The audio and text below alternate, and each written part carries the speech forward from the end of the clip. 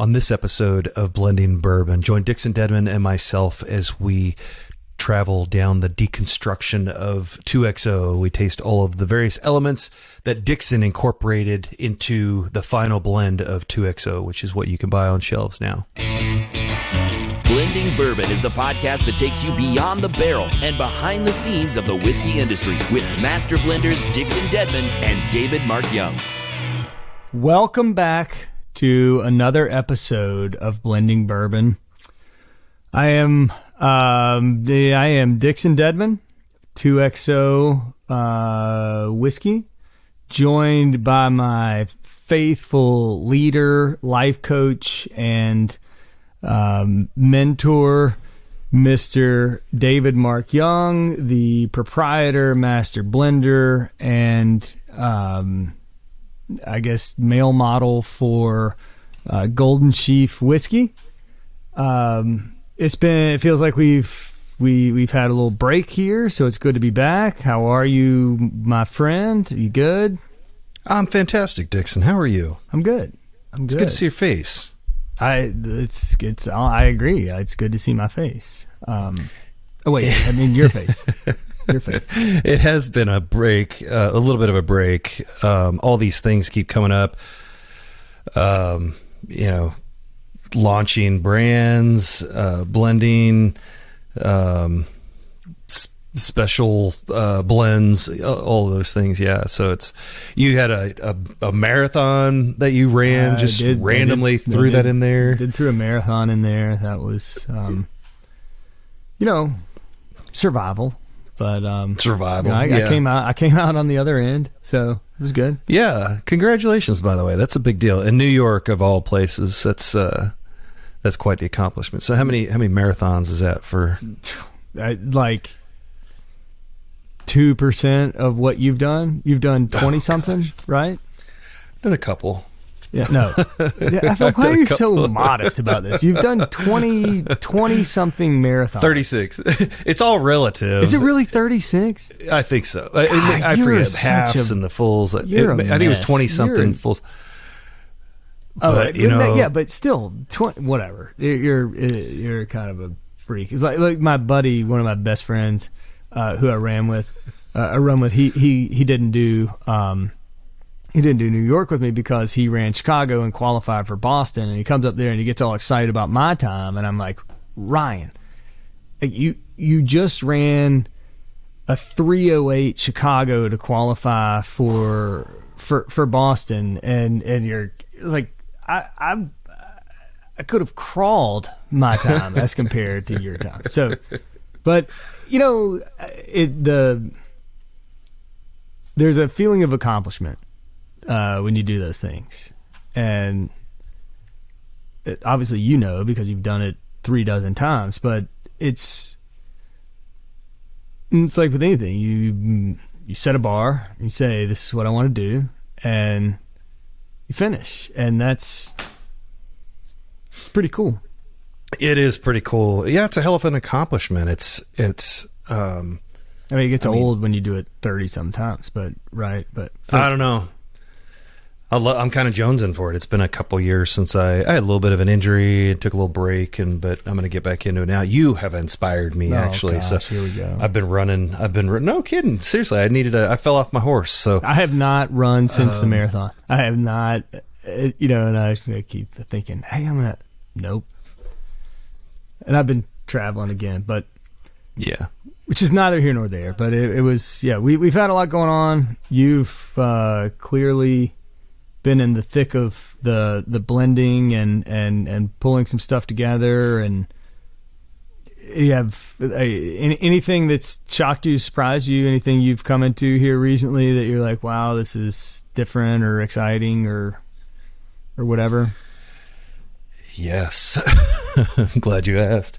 Actually, yeah, I was doing some blending this morning, getting that bourbon port cask finish ready to go. But I think we had talked about a barley wine finish that we're working on, so I pulled some samples of that, and wow, I'm really, really, I'm shocked. It's unlike anything I've ever had before To like talk me through this, like when you say barley wine, like what is it that you're getting? What is it that you're tasting? What is the profile of this? Is this?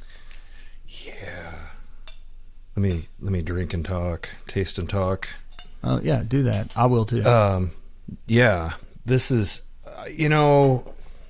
so unique. So I'm pulling samples from just bourbon barrels, rye barrels, and then some the port finish stuff. So I'm trying not to overwhelm myself with all these different flavors, and but went ahead and pulled some of the barley wine.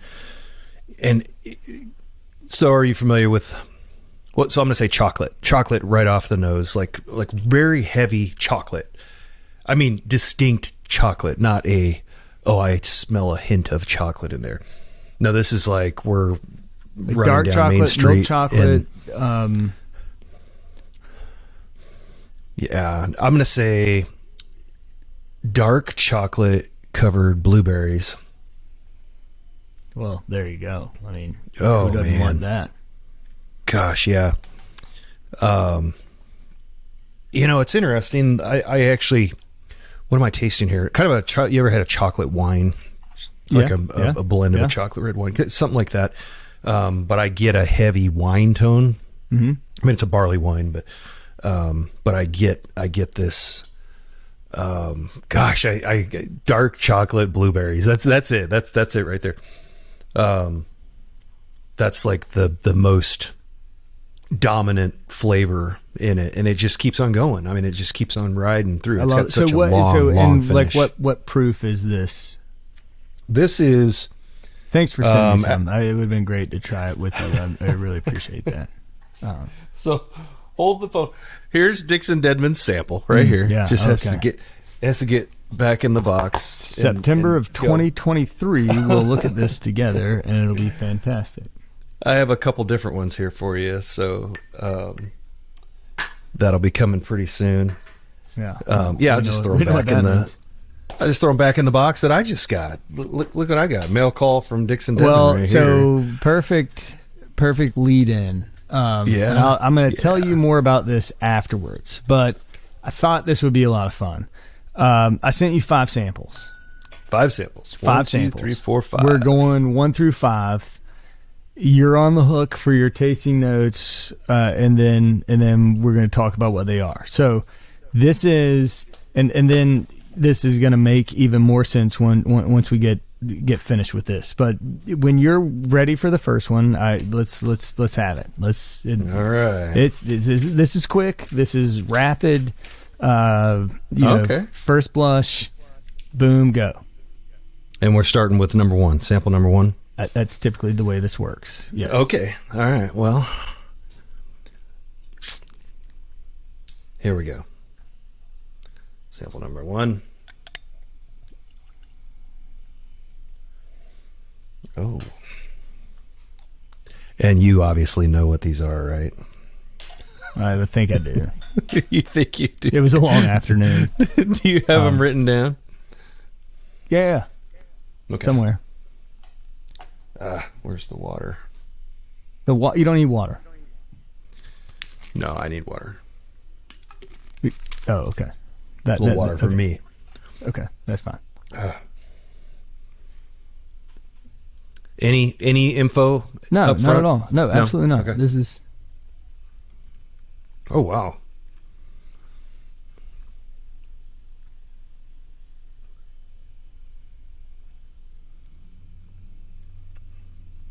I'm getting a little bit of a funk.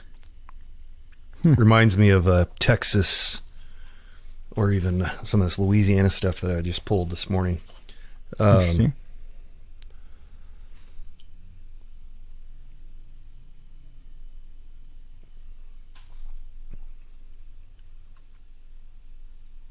You may guess what it is. No, I just want you to. Is it from a barrel or is it from a particular bottle? No, yeah. What are we doing? Give me some guidance here. Now go to number 2. Now get some water. Go to number 2. Just like that. I mean, wow. Man, we're moving through this. Silence is not good radio or I whatever know. This is. Maybe That that smells Yummy. Yeah. You either got to come up with something or we got to move on. Like, it's just. Oh, wow. Okay. Is that the second one? This is number 2. Yeah. Yeah. So how do they compare? Like, how would you compare the two of them? No funk in there. No, I hate to call it funk. That's not I don't mean that as I a think negative people term. that do bourbon they know what you mean. Yeah, it's got that kind of, I don't know, reminds me of sweaty, mildewy kind of, barn on a Louisiana farm. Gosh, you have been drinking today. Okay. Fantastic. on a humid day. Completely different though. Yeah. Second one's smooth. I get something on the back end of it, and I can't quite figure out what it is. It's not. It almost tastes like a young rye. It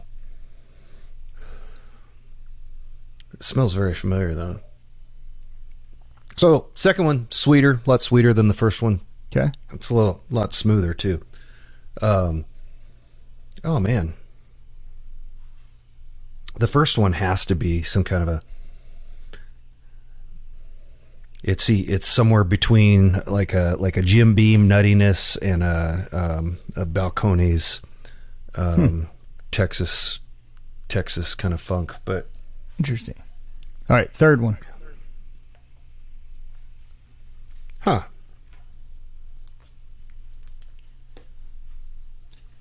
You gonna give me a hint as to ages on these? No, not until we're done. Okay, third one.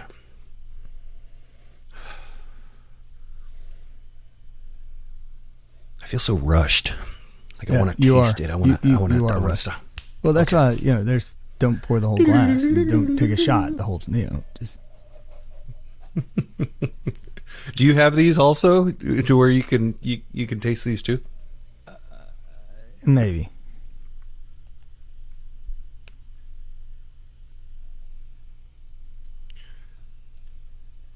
Okay.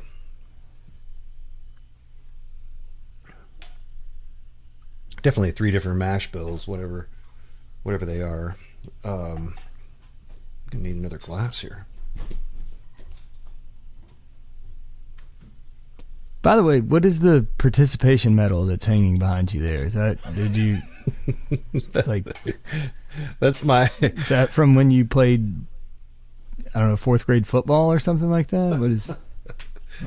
That's the silver medal, the U.S. Open whiskey competition. Oh, okay. Sorry about that. Yeah, congrats. Yeah, no. By the way, congrats on that. Thanks. This is from 2020. Yeah. All right, pouring number 4. Pouring number 4.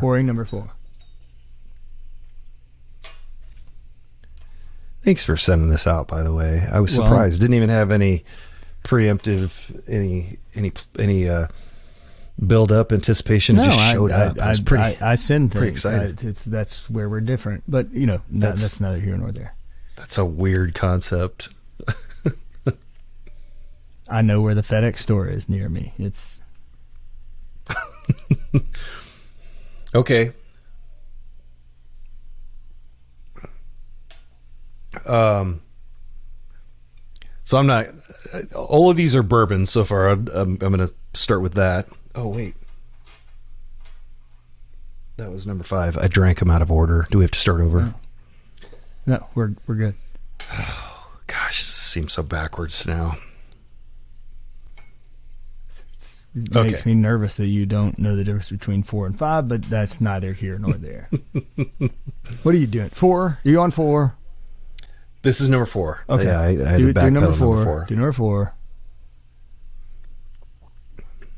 Oh, I think number 4 is my favorite. All right.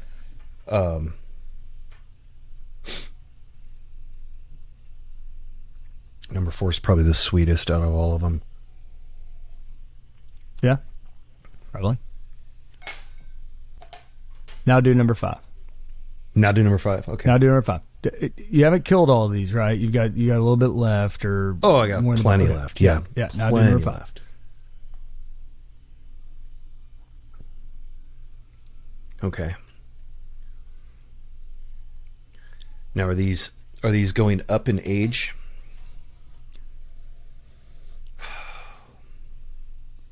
Yeah, tell me what number one is. Okay, so here, sorry, this is going to take a second, but I was, when did I do this? Week and a half ago. I guess I did it before I left for New York.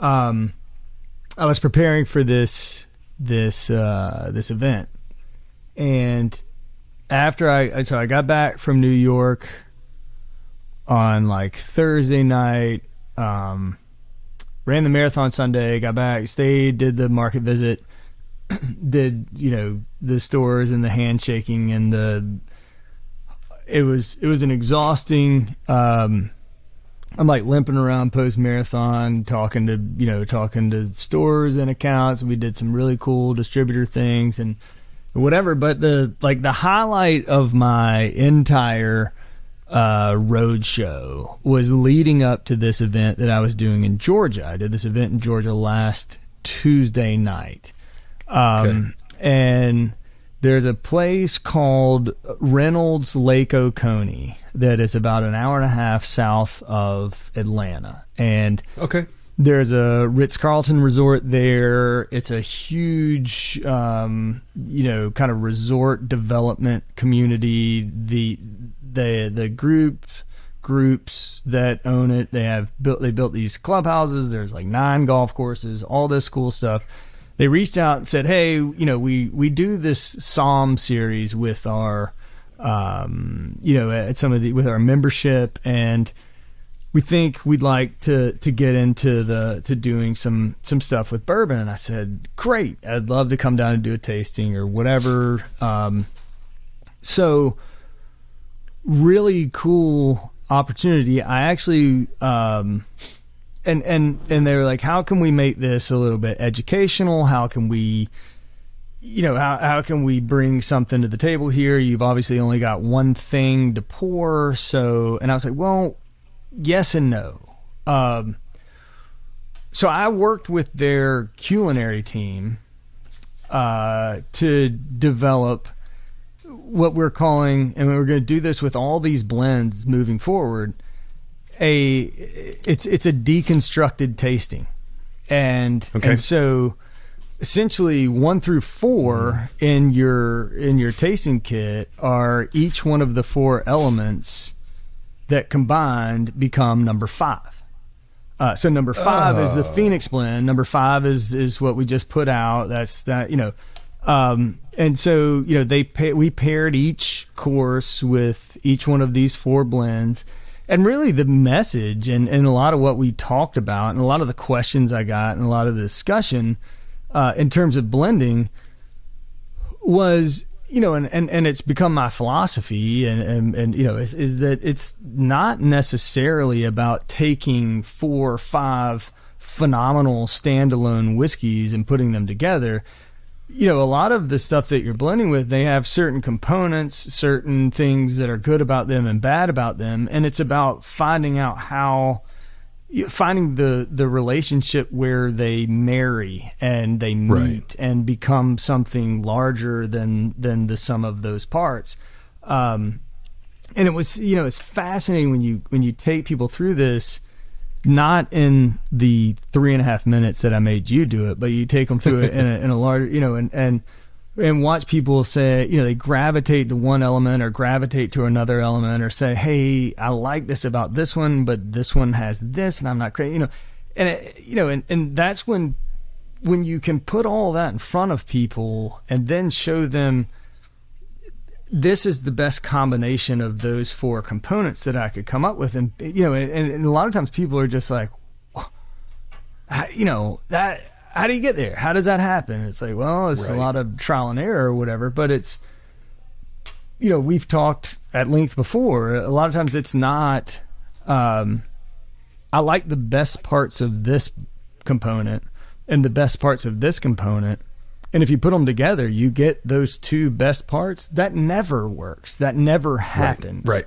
And it's as much about figuring out how these things play well together or play off each other. That's the process. Like that's that's what you're working towards. So right, like number one that you had is about a 6-year-old. It's like 16 to 18% rye bourbon mash bill. Number two is this amazing stuff that I have to work with. It's a proprietary mash bill. It's like 7+, 26% rye, fruity yeast strain, low. It was low proof, like distilled low. Off the, everything about it is just very robust. And then the last two components, 3 and 4, are that same high rye bourbon, but double barreled. So the third one it's been about 14 months in a Char 3 new ISC barrel. And then the fourth one was about 14 months in a Char 4. So then when you look at number 5, 60% of number 5 is made up of the third and fourth component you have there. Number 1 is kind of a blending element that adds some, really, it kind of adds this little neat, nutty note to it.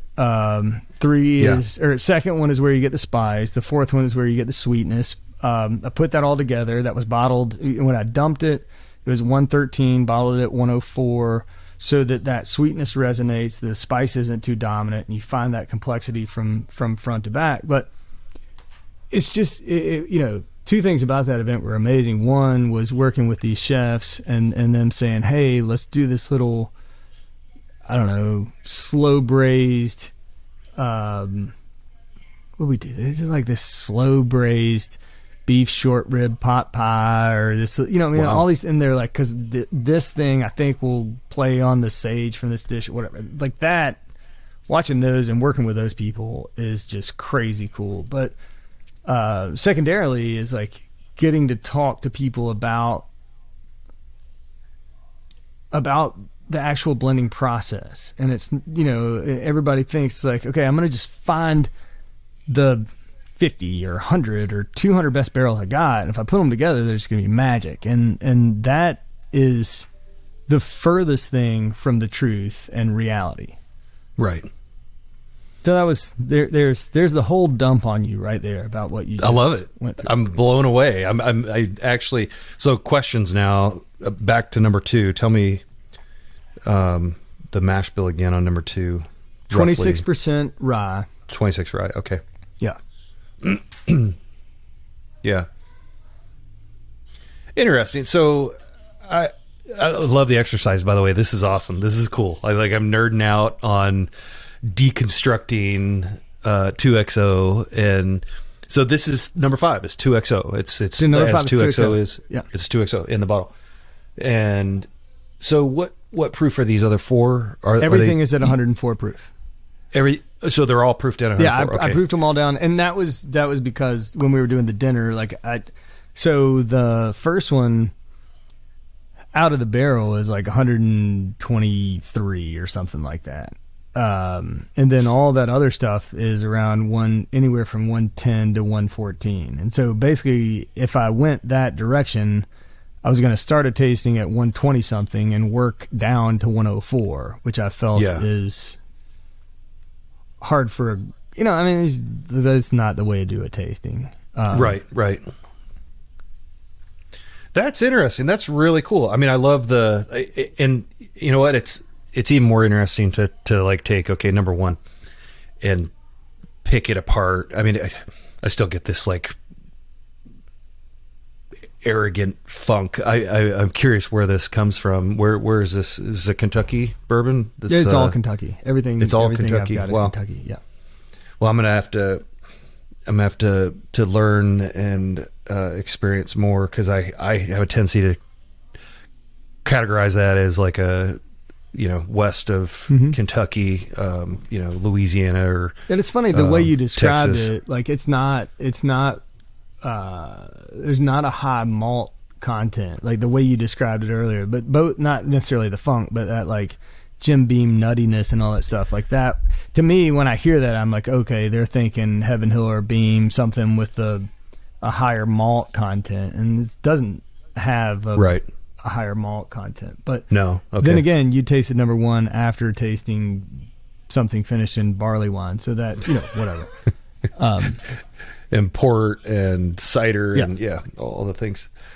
Wow, this is so. I'm like envisioning the process now of behind the scenes as this is coming together. 1, 2, 3, and 4, and it's interesting. So when you have these 4 elements, these 4 components, are you proofing them down and then blending them? I'd get to like a place where I like it, and then I see where it stands when we knock it down a little bit. I mean, it's because a whole, you know, part of it is, I've got a lot of these barrels. Like I've got a lot of each one of those components. So sometimes it's like, I don't know why this isn't working, but it's not working. So I'm going to swap one lot out and replace it with another. And all of a sudden it's like, okay, that really works. So I don't start really proofing things down until I get to a place where I'm happy where it's living. And then, you know, there were some that I was like, I really love the way this is. And then when I took it from 113 to 104, I was like, there's nothing there anymore. Like it's right. You know what I mean? Flat. So yeah. It's when I was doing the batches of Kentucky Owl, and you're working at barrel proof, you know, you're blending, and then it is what it is, right? Right. But then there have been, you know, a handful of times when I said, hey, I really like this here at whatever 111, 114, whatever that blend was, and then you take it to, you know, take it down a little bit, and you know, it doesn't work. That's what I loved about what we did with this Phoenix blend, was that at the 113 we bottled,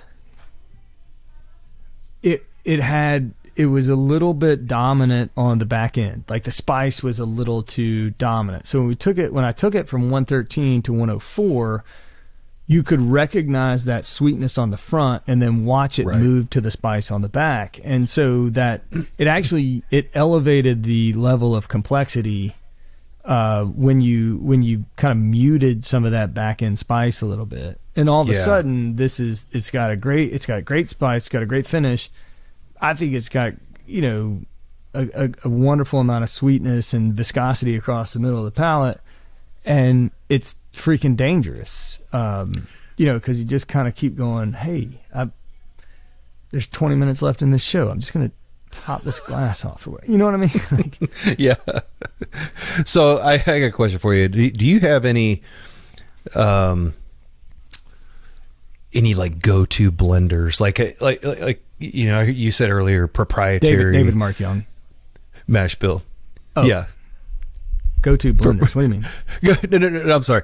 Like a okay, here's a, you know, a 99% corn, or something that you know, there's a lot of things to work with, right? There's the easy ones are the pure, like the, you know, 100% wheat or 99.1 wheat, or 99 corn, 95.5 rye.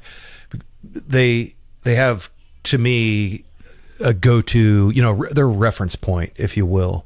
Of course, age and proof are factors in there, but I mean, you could walk into, you have a familiarization with barrels and certain mash bills, right? Like you taste something and you're familiar with that, and then it's at least a good reference point, you know? So, I mean, I'll liken this to some of the Louisiana barrels that I purchased recently. I've never tasted anything quite like that, but now that to me is a category, or it's a reference point of, you know, that funk, and I kind of put it somewhere between Texas funk and Kentucky funk. But I guess what I'm asking here is, you're talking about taking the best of this and the best of this, and then, you know, marrying them together, and like you said, that doesn't work typically. There's workarounds. But do you have anything that you get it kind of to a certain point and you're like, I know what this needs, and you have like a honey barrel or something kind of in mind tucked away that's going to be that remaining secret ingredient for a blend? Does that make sense? I think I did in my previous life, and maybe I haven't worked with this liquid enough to know that barrels that are in this particular location are just gonna bring this. You know what I mean? Like that's kind of part of, and what's kind of, once again, I found myself in this like situation, and I'm like, this is incredible, is that I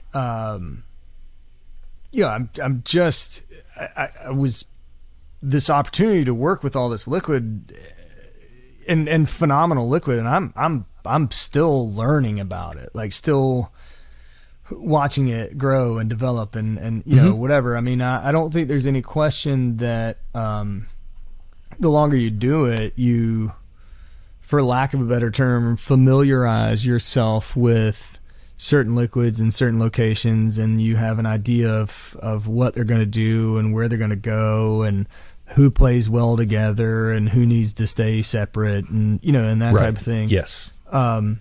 So I did before. I mean, there was in my, it was like, okay, I don't know what this is missing something, and you can't always put your finger on what it is, but it's just not quite there. And it's like, well, I'm just going to throw in, a little bit of this. And there was always that thing that always put something over the top. And, 9 times out of 10, that's always something with a little more youth on it than it is something that's like super aged and something that has like a very profound characteristic. A lot of times it may be more of the like the number one that you have there that you say is a little bit funky or is a little bit, but somehow it brings things into balance. It kind of settles things down a little bit. Which is, I don't know. I mean, I've said it a million times, and that's the thing that I enjoy most about this, is not starting and saying, I want to create this. Like, this is the whiskey I want to make. Right. Like, I start and say, I just want to make the best damn thing I can make. And and a lot of times, much, I don't know, against your better judgment or whatever, you're like, this is the one component that I'm, not the craziest about, but for whatever reason, it ends up bringing something to the table that just, puts it in the right spot for you. It's just kind of fun. Yeah, absolutely. I have recently brought barrels into inventory and tasted them, pull a sample from them, and right away I'm like dissecting them. Like, oh, I love this. This is meh. Yeah. This is just not tolerable. I've got notebooks full of, when I started doing this, it's like, oh, I need to look at every single barrel we have and have this entire profile about them and all this kind of stuff. And then when you start blending, it's like, well, that doesn't help me for shit. Like my entire, I got 2 pages about this particular liquid, but that doesn't tell me how it's going to react with this other stuff. Like, that doesn't tell me, where it's going to go when you put these things together. And that's, to me, that's the fun of this whole thing. I mean, that's the most enjoyable part about all of it, is kind of, and I've gotten to the point, is like, that work is unnecessary. Like, what do we, like, it's like, let's just, here are the 6-8 things I've got to work with, and my notes are more about don't put too much of this with this, or it goes this direction, or don't, do you know what I mean? Like, I know exactly what you mean. Yeah. Cause that's what I've been doing lately is trying to, it's all about, product familiarization, which some people call that, I think in the other industries, they call that day drinking, but in the bourbon industry, we call it product I'm sorry, honey. familiarization. I was familiarizing myself. Power familiarizing myself. I've been familiarizing all afternoon. But I'll take that and I will call it, for lack of better terms, I always go back and reference the color palette and I think it was you that had talked about having these, colors in your inventory, and then when it comes time to blend or create your masterpiece, then you're going and you're grabbing these different colors and bringing them together to create that masterpiece, right? And so while I'm learning about these colors, familiarizing myself, I have a tendency to, I started to do this as we catalog them. I'll put in there just a basic synopsis. This is, flavor profile, what it tastes like, and of course all the facts, the proof and age and mash bill. And then I will put suggestions of what to blend it with, and not just stuff that I have recently. Yeah. I mean, yeah. And so I had this, 8-year-old Louisiana stuff, really interesting find. They did such a great job, but it's unique. And, that's what I'm in this game for, is to take unique, good quality whiskeys and blend them with other good quality whiskeys to make the best whiskeys possible. And so this morning I'm tasting, familiarize something. I'm familiarizing, I'm updating, because this stuff's been sitting in the barrel and it's been aging, double barreled, and but I knew right away what I was going to blend with it, and I even knew that it was going to be a small amount. So I was excited because it was one of the first times where I was almost able to predict, like, okay, I know what this needs. I know what it needs, and then I'm gonna pull this in and incorporate. Which is great. Like, it's how cool is that when it starts to come together? It's like, that's actually good.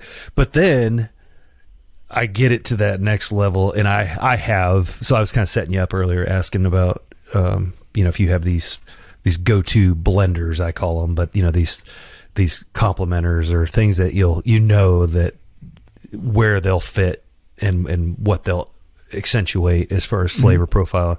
So I did incorporate a little bit of I'm just baffled actually by how little I added, and then the drastic change for the better that it made. Like, it was right there. It was good. This stuff is like the final blend. I think this is what's going to be in the bottle next week.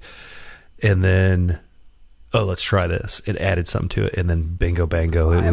I've told you this story 50 times, and you're probably sick of hearing it, but that was like when I remember sitting there and I was talking to Mr. Rutledge, and I was like, I still understand this. Like, I got sweet and I'm mixing it with spicy, and it turns into blah. It's like, this is supposed to be sweet then spicy, and it turns into like, and he's like, Dixon, the sooner that you understand 1 + 1 does not equal 2 in this, the better off you'll be. And he was like, and then what's going to be really maddening is 1 + 1 + 1 might equal -4, and it might equal 19. He was like, you never know. And that's the beauty of this. That's the challenge of this. And that's what, and you either have to accept that, embrace it, and do the best you can to make something out of it, or give up. And, right. And, and that's the really weird thing, is like, sometimes you've got this thing and it's it's really close. And it's an 80, 60, 70, 80 barrel blend. And you add 2 more of these barrels, just 2, which is a very small percentage of the overall thing. And it changes, like it makes such a drastic change to the, to the composition. And that's, it's nuts, but it's true. It's absolutely true. Yeah. Yeah, I love it. I love it. There's been plenty of times where I am so excited to add something else in. Yeah. Because it's right there, and then add it in, and it just goes the other way. What the hell just happened? Wait a minute. That's what makes this fun. So, look, man, I know we're coming up on crunch time, and it looks like the level of the sun is about to get in my face. So, blinded by the light. I need to move my table, but wrap it up. I appreciate you guinea pigging this whole thing here, and being a victim, so to speak. But and we probably, I may have rushed you there, but this was fun. This was and I do think, what we're trying to do, what we're trying to talk about, what we're trying to build in this podcast is a lot more of this type of thing, nuts and bolts stuff. So I wish you all the best with your putting these things together, and thank you for playing my little game today. Absolutely. Yeah, no, it was an honor to. This is good. This is good stuff. Like I said, I'm nerding out. I love this kind of stuff. I actually have a couple that I want to try on this podcast as well. Similar but let's different. Hope we're still going by the time they get here. That could be a long time from now. But I'm telling you, man, these have to go out tomorrow. I've got packages piled up, so you'll get your sample packs. I've got some other stuff that I just need you to taste, just blindly. But here I got an idea. It's a spitball, an idea live here in the middle of our podcast. I suppose it can be edited out if it's a shitty idea. But what would you think about doing? Let's have a contest. I don't know how we do the contest. Maybe it's like, subscribe, comment, share, something to that effect, because that's always good when you're doing a podcast. But let's bring someone on, and we can provide them with some samples, and maybe even like a little tasting kit. Matter of fact, hey, what do we have over here? I'm pretty sure you just fell down. What just fell off the chair. You okay? No, we could do a little Golden Sheaf tasting kit. Yeah, with some different stuff in there. So yeah, maybe we could get a couple of these out there and recruit somebody to come on, record an episode with 1 or 2 people even. What's the competition? Well, not a competition. A competition to get someone on the podcast. So because once people get wind of that, everybody's going to want to be on this podcast. Who wants to be on the podcast? Right. Yeah. And so we get 1, maybe 2 people, and then we come up with some sort of a creative. I have an exercise I think would be fun, and you could get those samples out to somebody. But yeah, we'll do that. So like, share, comment, subscribe. But we want to hear feedback, and let's figure out how to take the most interesting feedback or the most convincing comments, and we'll incorporate them here in the next couple weeks on a podcast and do a tasting with them. Maybe we can get a celebrity guest on that podcast or something. Maybe we could do that too. Well, I think we've got a pretty decent list of celebrities that we're going to be incorporating here. I'm thinking of people that would appreciate the nerding out on drinking with David Mark Young. That's not a bad idea. Product familiarization with Dixon Dedman. Yeah. That's what we should call this podcast. I like it. Thanks again for joining us on the Blending Bourbon podcast. Be sure to hit that subscribe button so you never miss an episode in the future. Cheers.